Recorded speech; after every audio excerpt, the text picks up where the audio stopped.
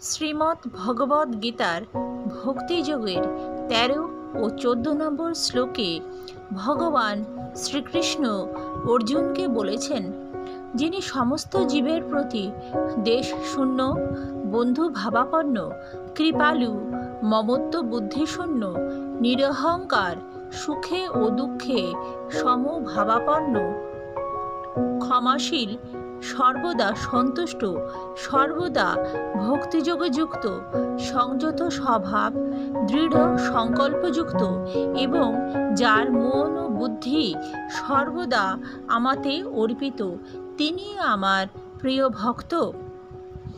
শুদ্ধ ভক্ত কোনো অবস্থাতেই বিচলিত হন না। তিনি কারো প্রতি ঈর্ষাপরায়ণ নন, এমনকি তিনি তার শত্রুর প্রতিও শত্রুতা করেন না। তিনি মনে করেন, আমার পূর্বকৃত কর্মের দোষে এই লোকটি আমার প্রতি শত্রুবৎ আচরণ করছেন।